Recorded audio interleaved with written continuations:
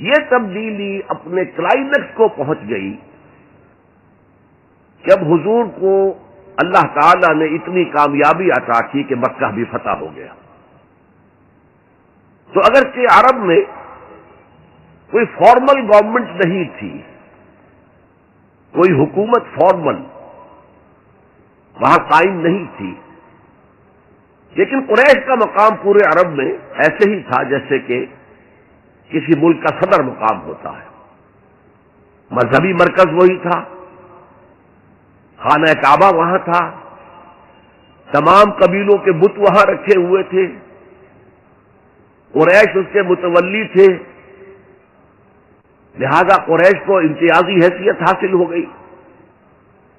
اور اس کا سب سے بڑا معاشی فائدہ جو انہیں ہوا تھا وہ یہ تھا کہ جبکہ دوسرے کسی قبیلے کا کوئی تجارتی قافلہ بچ کر نہیں جا سکتا تھا، اس پہ لوٹ مار،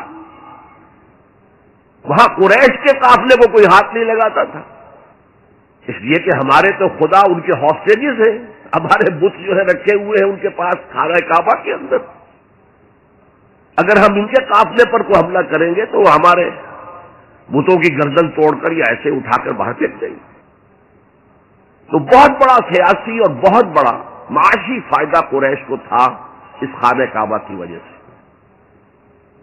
اور اس پر ایک پوری صورت ہے قرآن مجید کی، لإِيلَافِ قُرَيْشٍ إِيلَافِهِمْ رِحْلَةَ الشِّتَاءِ وَالصَّيْفِ فَلْيَعْبُدُوا رَبَّ هَٰذَا الْبَيْتِ الَّذِي أَطْعَمَهُم مِّن جُوعٍ وَآمَنَهُم مِّن خَوْفٍ. اس گھر کی وجہ سے ان کو معاشی فوائد حاصل ہے اور امن حاصل ہے. بہرحال جب مکہ فتح ہو گیا حضور کے دست مبارک پر صلی اللہ علیہ وسلم، تو پورے عرب کے اطراف و اکناف میں یہ بات طے ہو گئی کہ اب جدید اصطلاح میں ہم کہیں گے it's no use continuing resistance. اب ہم کیا مخالفت کریں اور کیا اب آپ کا راستہ روکنے کی کوشش کریں. بات ختم ہو گئی جب مکے پر اب حضور کا قبضہ ہے صلی اللہ علیہ وسلم. تو اب قبیلوں نے اپنے وفد بھیجنے شروع کیے. فلاں وفد آ رہا ہے، ایمان کا اعلان کر رہے، پورا قبیلہ ایمان لے آیا ہے. فلاں قبیلے کا وفد آ رہا ہے، ایمان کا اظہار کر رہے، مسلمان ہو گئے ہیں، پورا عرب مسلمان ہو گئے. اب یہ لوگ جو ایمان لا رہے تھے، اور ایمان لانے کا مطلب کیا؟ صرف یہ کہہ دینا اشہد ان لا الہ الا اللہ واشہد ان محمد رسول اللہ صلی اللہ علیہ وسلم. ان کی اندرونی کیفیات تین میں سے کوئی سی ایک ہو سکتی تھی. یا تو واقعی ان میں سے بھی کچھ لوگ ایسے تھے جو واقعتاً صدق دل سے ایمان لائے.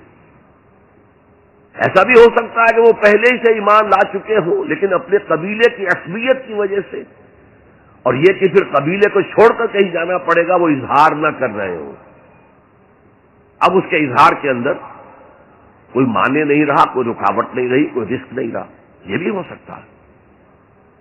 تو ایک ممکن کیفیت تو یہ تھی کہ وہ ایمان لائے ہو حقیقتاً صدق قلب سے، اور ایک ممکن صورت یہ تھی، اور یہ ہر انقلابی عمل میں ہوتا ہے، کہ مخالف انقلاب قوتیں جب یہ سمجھتی ہیں کہ اب ہمارا بس نہیں چلے گا، اب ہم انقلاب کا راستہ نہیں روک سکتے، تو بظاہر سرنڈر کر دیتے ہیں. لیکن دلوں میں ایک ارادہ ہوتا ہے، دیکھیں گے کوئی موقع ملا، وہ حالات بدلے تو پھر ان سے نبٹ لیں گے. اگر کسی نے اس نیت سے اسلام کا اظہار کیا تو وہ گویا کہ منافق تھا. لیکن بہت سے لوگوں کی کیفیت ہو سکتی ہے نظری اعتبار سے کہ نہ مثبت طور پر ایمان ہے نہ منفی طور پر نفاق ہے، کوئی دھوکہ دینے کا ارادہ بھی نہیں ہے، کوئی صرف ٹائم گین کرنے کے لیے اسلام کا اظہار نہیں کیا ہے. تو گویا کہ یہ پازیٹو ویلیو ایمان کی +1 +2 +3 +4 ایمان کے درجے ہیں. ایک عام آدمی کا ایمان ہے، ایک ابو بکر صدیق کا ایمان ہے، زمین و آسمان کا فرق ہے. خود صحابہ میں یہ درجہ بندی تھی، اور ہم تو اپنے ایمان سے کیا نسبت اور کیا تناسب قائم کریں گے صحابہ کے ایمان کے ساتھ، بالخصوص ابو بکر صدیق جیسے صدیق اکبر کے ایمان کے ساتھ رضی اللہ تعالی عنہ. اسی طرح -1 -2 -3 -4 یہ منافقت کے درجے ہیں. کس درجے کا نفاق ہے، کس درجے میں ڈٹرمینیشن ہے کہ we have only to buy time, اب اس کے سوا چارہ نہیں ہے، اب ہم ریزسٹ نہیں کر سکتے. It's no use continue resistance, سر جھکا لو and wait for some occasion opportunity کہ پھر کھڑے ہو اور اس انقلاب کو انڈو کر دے، ختم کر دے.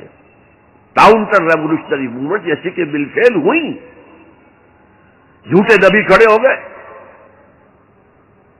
اور ایک مرحلہ تو ایسا آیا کہ معلوم ہوتا تھا کہ پورا عرب مرتد ہو گیا.